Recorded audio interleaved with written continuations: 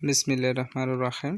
মহান আল্লাহ তাআলার পক্ষ থেকে সকলের প্রতি শান্তি বর্ষিত হোক। এই লেকচার ভিডিওটিতে এসএসসি সিলেট বোর্ড 2019 সালে আসা রাইট ফর্ম অফ ভার্বস এর এই প্রশ্নটি নিয়ে আলোচনা করব। তো চলুন শুরু করি। তো শুরুতেই প্রথমেই ছকে থাকা ভার্ব ওয়ার্ডগুলো মনোযোগ সহকারে পড়ে নিতে হবে। তো চলুন পড়ে নেই। এঙ্গেজ এর বাংলা অর্থ হচ্ছে জড়িত, ডু এর বাংলা অর্থ হচ্ছে করা, ফেজ এর বাংলা অর্থ হচ্ছে মোকাবেলা করা, বি এর বাংলা অর্থ হচ্ছে হওয়া, হেল্প এর বাংলা অর্থ হচ্ছে সাহায্য করা, সলভ এর বাংলা অর্থ হচ্ছে সমাধান করা, মেক এর বাংলা অর্থ হচ্ছে তৈরি করা, ট্রাই এর বাংলা অর্থ হচ্ছে চেষ্টা করা, ক্রিয়েট এর বাংলা অর্থ হচ্ছে তৈরি করা। তো দেন তারপরে নিচের প্যাসেজটি মনোযোগ সহকারে পড়ে নিতে হবে। যেহেতু এই প্যাসেজটি ইতিমধ্যে আমি পড়ে নিয়েছি, সুতরাং এই ভিডিওটিতে এই প্যাসেজটি আর পড়ব না। আপনি চাইলে এই ভিডিওটি পজ করে এই প্যাসেজটি কয়েকবার মনোযোগ সহকারে পড়ে নিতে পারেন। তো এখন আমরা সরাসরি সমাধান অংশে চলে যাব ইনশাআল্লাহ। তো এখান থেকে আমরা সমাধান করা শুরু করব। তো চলুন শুরু করি। লক্ষ্য করুন, at present Bangladesh dash unemployment problem. তো এইখানে বলা হচ্ছে বর্তমানে বাংলাদেশ বেকারত্বের সমস্যা কি করছে, বেকারত্বের সমস্যা মোকাবেলা করিতেছে। অর্থাৎ বর্তমানে বাংলাদেশ বেকারত্বের সমস্যা মোকাবেলা করিতেছে। তো বাংলা ক্রিয়ার শেষে যখন তেসে, তেসি, সি, সসে ইত্যাদি উচ্চারিত হয় তখন সেই ক্ষেত্রে ইংরেজি বাক্যটিতে প্রেজেন্ট কন্টিনিউয়াস টেন্স ব্যবহৃত হয়। তো ফেস এর বাংলা অর্থ হচ্ছে মোকাবেলা করা, আর করিতেছে অর্থাৎ মোকাবেলা করিতেছে এর ইংরেজি হচ্ছে ইজ ফেসিং। সুতরাং এই শূন্যস্থানটিতে সঠিক আনসার হবে ইজ ফেসিং। তাহলে পুরো বাক্যটি হবে at present Bangladesh is facing unemployment problem, right? Then তারপরে লক্ষ্য করুন, this problem already dash an alarming dimension. তো কোনো বাক্যে যদি অলরেডি থাকে তাহলে সেই ক্ষেত্রে সেই বাক্যটিতে প্রেজেন্ট পারফেক্ট টেন্সের স্ট্রাকচার ব্যবহৃত হয়। কোনো বাক্যে যদি অলরেডি থাকে তাহলে সেই ক্ষেত্রে সেই বাক্যটিতে প্রেজেন্ট পারফেক্ট টেন্সের স্ট্রাকচার অনুযায়ী ভার্বটি বসাতে হবে, রাইট?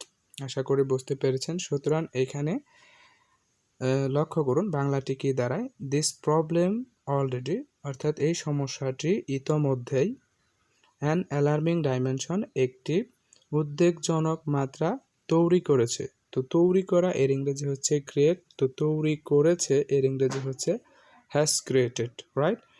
কারণ প্রেজেন্ট পারফেক্ট টেন্সের স্ট্রাকচার অনুযায়ী সাবজেক্টের পরে হ্যাভ অথবা হ্যাজ বসবে এবং তারপরে মূল ভার্বের পাস্ট পার্টিসিপল বসবে। তো ক্রিয়েট হচ্ছে মূল ভার্ব, এর পাস্ট পার্টিসিপল হচ্ছে ক্রিয়েটেড, আর সাবজেক্ট হচ্ছে this problems third person singular. সুতরাং এখানে হ্যাজ ক্রিয়েটেড হবে, রাইট? সুতরাং সঠিক উত্তর হচ্ছে হ্যাজ ক্রিয়েটেড। তাহলে পুরো বাক্যটি হচ্ছে this problem already has created an alarming dimension. এই সমস্যা ইতিমধ্যেই উদ্বেগজনক মাত্রা তৈরি করেছে। দেন তারপরে লক্ষ্য করুন, the government dash to cope with this problem. The government সরকার, টু কুপ উইথ দিস এই ফ্রেজটির অর্থ হচ্ছে পেরে ওঠা, দিস প্রবলেম এই সমস্যা। তো এই সমস্যার সাথে পেরে উঠতে, এই সমস্যার সাথে পেরে উঠতে সরকার কি করছে, চেষ্টা করছে। তো চেষ্টা করা এর ইংরেজি হচ্ছে ইজ, আর যেহেতু এর বাংলা অর্থ হচ্ছে যে সরকার এই সমস্যার সাথে পেরে উঠতে চেষ্টা করছে, বাংলা ক্রিয়ার শেষে স উচ্চারিত হচ্ছে অর্থাৎ সে। তো বাংলা ক্রিয়ার শেষে যদি সে উচ্চারিত হয় তাহলে সেই ক্ষেত্রে সেই বাক্যটিতে অর্থাৎ সেই ইংরেজি বাক্যটিতে প্রেজেন্ট কন্টিনিউয়াস টেন্সের স্ট্রাকচার ব্যবহার করতে হবে। তো চেষ্টা করার ইংরেজি হচ্ছে ট্রাই, আর চেষ্টা করতেছে এর ইংরেজি হচ্ছে ইজ ট্রাইং। তাহলে সঠিক আনসার হচ্ছে is trying. The government is trying to cope with this problem. সরকার এই সমস্যা মোকাবেলা করার চেষ্টা করছে, রাইট? দেন তারপরে লক্ষ্য করুন, but this problem can not be dash without dash the unemployed skillful. তো বাংলাটা লক্ষ্য করুন, বাট দিস প্রবলেম তো এই সমস্যা হতে পারে না, উইদাউট ছাড়া, ড্যাশ দ্য আনএমপ্লয়েড স্কিলফুল বেকারদের দক্ষ। তো এটার কিন্তু বাংলা অর্থ এটা আসলো।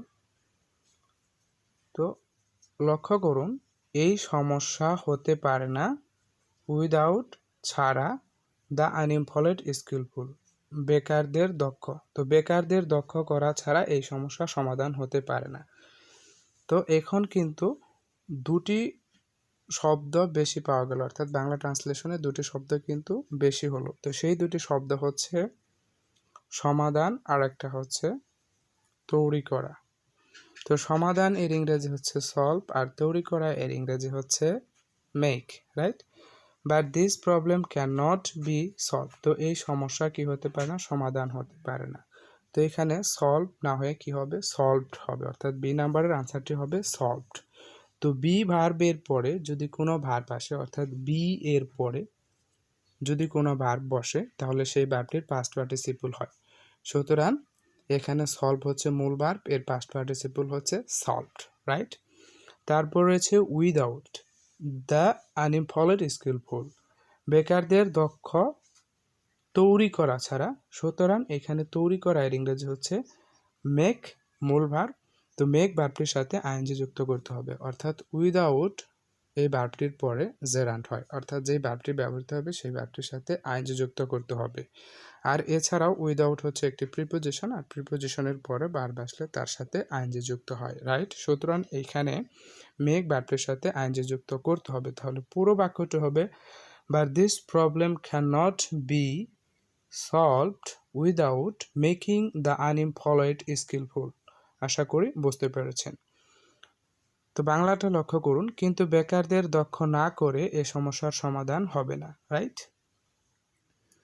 দেন তারপরে লক্ষ্য করুন, so education dash a must.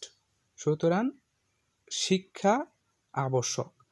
তো শিক্ষা হয় আবশ্যক, না বলে বলা হয় শিক্ষা আবশ্যক। তো হয় এর ইংরেজি হচ্ছে ইজ, সুতরাং এখানে হবে এডুকেশন ইজ এ মাস্ট। তো এডুকেশন সাবজেক্টে থার্ড পারসন সিঙ্গুলার, সুতরাং এখানে ইজ ভার্বটি বসবে, অর্থাৎ ইজ হচ্ছে লিঙ্কিং ভার্ব, রাইট?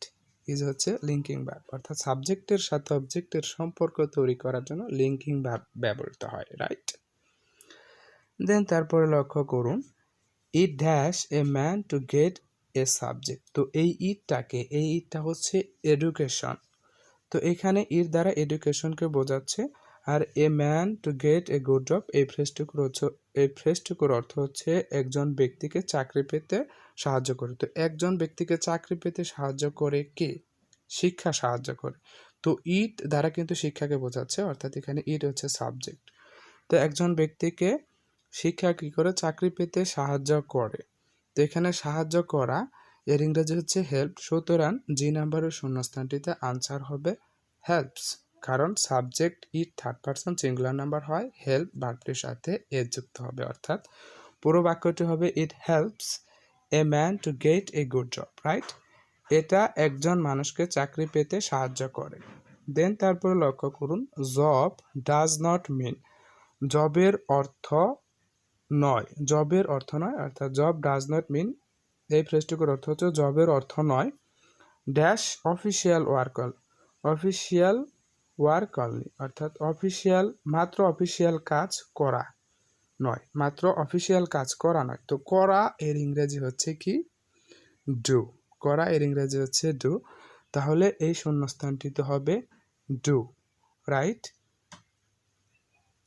তো এখানে লক্ষ্য করুন, ডু ভার্বটির সাথে আইএনজি যুক্ত হবে, কারণ হচ্ছে এখানে জব এর পরে ডাজ নট মিন, এটা হচ্ছে একটি ভার্ব, আর তারপরে ব্যবহৃত হচ্ছে আরেকটি ভার্ব, সেই ভার্বটি হচ্ছে কি, ডু। তো একটি বাক্যে যদি দুটি ভার্ব থাকে তাহলে দ্বিতীয় ভার্বটির সাথে আইএনজি যুক্ত হয়, সুতরাং এখানে ডু এর সাথে আইএনজি যুক্ত হবে, রাইট? অর্থাৎ মূল ভার্ব ডু এর সাথে আইএনজি যুক্ত করতে হবে। তাহলে পুরো বাক্যটি হবে job does not mean doing official work only. Job does not mean doing official work only, অর্থাৎ একটি ভার্বকে দুটি ভার্ব ব্যবহৃত হলে পরবর্তী ভার্বটির সাথে আইএনজি যুক্ত করতে হয়। তো এখানে মিন হচ্ছে মূল ভার্ব এবং তারপরে আরেকটি ভার্ব বসতেছে, সুতরাং সেই ভার্বটির সাথে আইএনজি যুক্ত করতে হবে। দেন তারপর লক্ষ্য করুন, self employment is a solution of this problem. তো এখানে বলা হচ্ছে যে সেলফ এমপ্লয়মেন্ট অর্থাৎ আত্মকর্মসংস্থান a solution of this problem, এই ফ্রেজটুকুর অর্থ হচ্ছে এই সমস্যার একমাত্র সমাধান, রাইট? দেন তারপর লক্ষ্য করুন it means dash one self in economic activities. তো এটার অর্থ অর্থাৎ ওই আত্মকর্মসংস্থানের অর্থ বোঝাচ্ছে যে আত্মকর্মসংস্থানের অর্থ ওয়ান সেলফ অর্থাৎ হচ্ছে একজন ব্যক্তি ইন ইকোনমিক অ্যাক্টিভিটিস অর্থাৎ অর্থনৈতিক কর্মকাণ্ডে নিজেকে কি করবে, অর্থনৈতিক কর্মকাণ্ডে নিজেকে জড়িত করবে। তো জড়িত করা এর ইংরেজি হচ্ছে এঙ্গেজ। তো একটি বাক্যে যদি দুটি ভার্ব ব্যবহৃত হয় তো এখানে মিনস কিন্তু ভার্ব, তারপরে আরেকটি ভার্ব বসতেছে, তাহলে ওই ভার্বটির সাথে আইএনজি যুক্ত করতে হবে, অর্থাৎ এঙ্গেজ ভার্বটির সাথে আইএনজি যুক্ত করতে হবে, সুতরাং হবে এঙ্গেজিং। তাহলে সঠিক ভার্বটি হচ্ছে এঙ্গেজিং। তাহলে বাক্যটি হবে it means engaging one self in economic activities. এর অর্থ অর্থনৈতিক কর্মকাণ্ডে নিজেকে জড়িত করা, রাইট।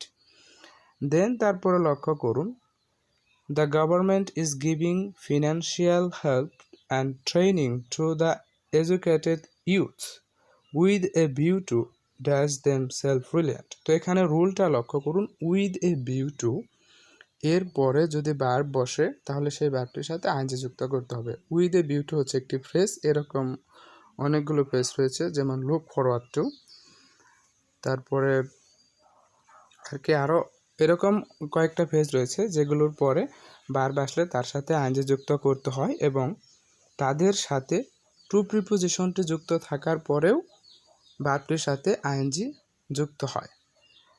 তো টু প্রিপোজিশন থাকলে তারপরে যে ভার্বটি বসে সেই ভার্বটির সাথে কিন্তু মূল ভার্ব হয়, অর্থাৎ সেই ভার্বটি কিন্তু মূল ভার্ব হয়, অর্থাৎ সেই ভার্বটির সাথে কিন্তু কোনো কিছু যুক্ত হয় না। কিন্তু with a view two, look forward to এদের পরে ভার্ব আসলে কিন্তু আইএনজি যুক্ত করতে হয়, যদিও এদের সাথে টু প্রিপোজিশন রয়েছে, রাইট। তাহলে এই যে নাম্বারের শূন্যস্থানটিতে যে ভার্বটি বলবে সেই ভার্বটির সাথে কিন্তু আইএনজি যুক্ত করতে হবে। এখন বাংলা অর্থটা লক্ষ্য করুন এই বাক্যের, যে the government is giving financial help, সরকার অর্থনৈতিক সাহায্য এবং training to the educated youth, অর্থাৎ এই ফ্রেজটুকুর অর্থ হচ্ছে যে শিক্ষিত যুবকদেরকে প্রশিক্ষণ দিচ্ছে, অর্থাৎ অর্থনৈতিক সাহায্য এবং শিক্ষিত যুবকদেরকে কি করছে, প্রশিক্ষণ করছে, উইথ এ ভিউ টু এই কারণে দেম ড্যাশ দেম সেলফ রিলিয়েন্ট, যাতে তারা কি হয়, যাতে তারা আত্মনির্ভরশীল হয়। তাহলে যাতে তারা নিজেদেরকে কি করতে পারে, আত্মনির্ভরশীল হিসেবে তৈরি করতে পারে। তাহলে এখানে হবে making them self reliant, right. তো এখানে view with a view to থাকায় মেক ভার্বটির সাথে আইএনজি যুক্ত করতে হবে। তাহলে সঠিক আনসার হচ্ছে making them self reliant. The government is giving financial help and training to the educated youth with a view to making them self reliant. তো বাংলাটা লক্ষ্য করুন, সরকার তাদের স্বনির্ভরশীল করার লক্ষ্যে শিক্ষিত যুবকদের আর্থিক সহায়তা ও প্রশিক্ষণ দিচ্ছে, রাইট। তো আশা করি পুরো লেকচার ভিডিওটি বুঝতে পেরেছেন। কথা হবে পরবর্তী কোনো লেকচার ভিডিওটিতে, ততক্ষণ পর্যন্ত সবার জন্য শুভকামনা। See you again next time ইনশাআল্লাহ।